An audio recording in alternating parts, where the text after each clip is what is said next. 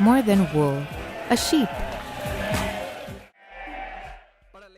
In order to have an adequate management program within an agricultural company, it is essential to consider the animal's psychological state and its phases of development. Even though each phase of life is treated separately, it is important to unify everything into one calendar so as to have an adequate record-keeping system. Now let's see how we best handle the breeding of our commercial sheep in areas such as mounting, lactation, and nutrition.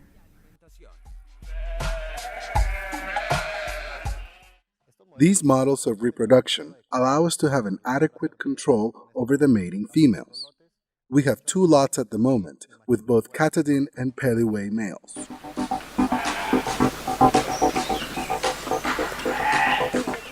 When the breeding male enters the mounting lot, he's painted with methylene blue.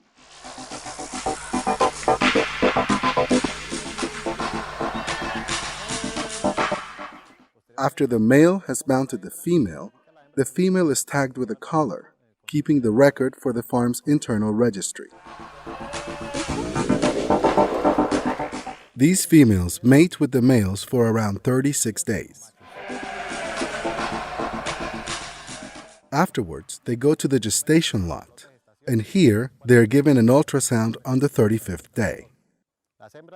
The females who are not pregnant are given another chance and are taken to the revision lot.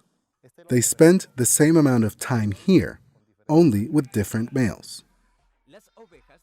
During the last 2 months of gestation, the sheep have many needs. For this reason, it is convenient for them to stay relaxed, exercise little, and to follow a special diet. During this time, it's also important to shear the sheep and implement a sanitary protocol that includes vaccination and deworming. It is very important to increase our sheep's body weight before birth. It's appropriate to use foods that are rich in energy and low in protein, so as to guarantee weight gain in our lambs.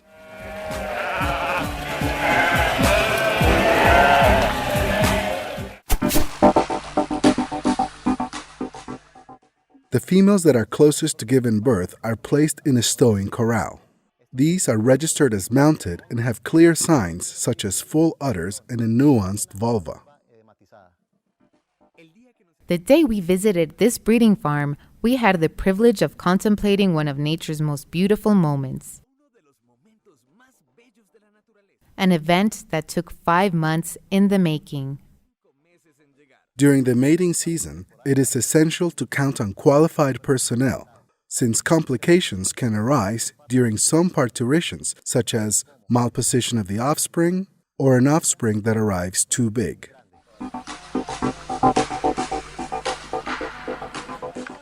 This system of breeding guarantees that there will be a maternal recognition between a mother and her young.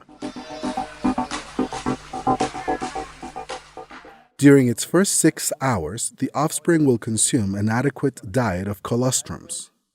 After this, the technician acknowledges the offspring by registering it and disinfecting its navel.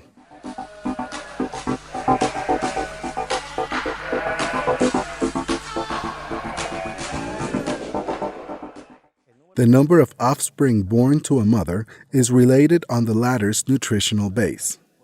The females can give birth to 1, 2, and up to 3 offspring. For multiple births, a special diet having to do with the quantity and quality of the food the animal needs must be given. The ewe and her lamb remain in the parturition zone for 5 days. Afterwards, they are moved to these elevated corrals where they will remain from 60 to 90 days, which is the breastfeeding period. During this time, the females must be able to supply both their own needs and that of productions as well, making it important to guarantee a diet that will encourage milk production, since the ewe can produce an average of 1 liter a day. In terms of the lamb's nutrition at this phase, mother's milk is the one fundamental food and the only one capable of meeting its needs during the first part of its life, where growth occurs quickly. These corrals have the advantage of having a creep feeding where the lamb can eat the concentrate and in this way, we begin to stimulate the rumen. In these stowing corrals, we can divide the multiple births from the single ones, this way guaranteeing a special care for births with multiple offspring. The structure of these elevated corrals allow for a daily, easy, and comfortable collection of feces, which are then reused as fertilizer for the cultivation of moringa and fodder. When the lambs are 30 days old, they are moved from the elevated corrals to the ground corrals, where they will continue breastfeeding until they are weaned. They still, however, eat from the creep feed, where they consume concentrate of approximately 20% protein. The system of creep feeding guarantees us an adequate consumption of concentrate so that, once weaned, the lambs are at an ideal weight. At this moment, we are accepting, on average, 20 kilos for female lambs and 22 kilos for male lambs. Our lambs will remain in a feeding lot until they are brought to an average of 35 kilos when they are approximately 5 to 6 months of age. The females are kept in order to continue breeding here in our farm.